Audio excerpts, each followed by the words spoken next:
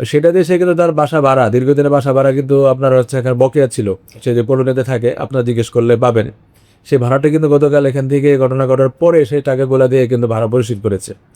এবং ঘরে মামলা, হ্যাঁ, মামলার অনেকগুলা বিষয়, বিভিন্ন মামলা 2015 সাল থেকে তাদের মধ্যে মামলা চলমান ছিল, বা হুমকি দমকির বিষয় যেগুলো বলেছেন সেগুলো প্রত্যেকটি আমাদের নলেজে আছে। আমরা বিষয়গুলো অবশ্যই তদন্ত করে দেখব, কিন্তু ঘটনা সিসিটিভি ফুটেজ, তার মোবাইলের সিডিআর সহ অন্যান্য প্রযুক্তিগত দিক বিশ্লেষণ করে আমরা দেখেছি বাসায় কিন্তু ওই সময় অন্য কেউ প্রবেশ করেনি, এবং সেই প্রবেশ করে সে কিন্তু এখান থেকে চলে গিয়েছে।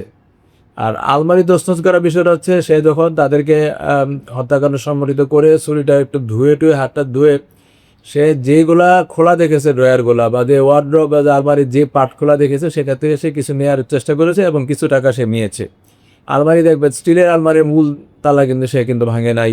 তারপরে হচ্ছে আপনার একটি কাঠের, আমরা আলমারির ডান পাশে যেটা ছিল, দরজা ছিল, সেটা কিন্তু খুলে নাই। এবং তাকে আমরা জিজ্ঞাসা করেছি যে তুমি কি নিয়েছো না নিয়েছো, সেটা বলেছে হ্যাঁ, মানে কতগুলো খোলা টাকা, 15-16 হাজার টাকা। সেটা দিয়ে সে কিন্তু তার বাসা ভাড়া, দীর্ঘদিনের বাসা ভাড়া কিন্তু আপনার হচ্ছে এখানে বকেয়া ছিল। সে যে পলোনেতে থাকে, আপনার জিজ্ঞেস করলে পাবেন। সেই ভাড়াটা কিন্তু গতকাল এখান থেকে ঘটনা ঘটার পরে সেই টাকাগুলা দিয়ে কিন্তু ভাড়া পরিশোধ করেছে।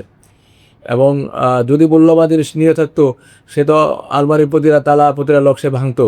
আর পাশাপাশি হচ্ছে দলিলের বিষয়টা না, একটা দলিলের টাইপের সদৃশ্য বস্তু, যেটা হচ্ছে আপনার নকল হতে পারে বা ফটোকপি হতে পারে, এটা নিচে পড়েছিল।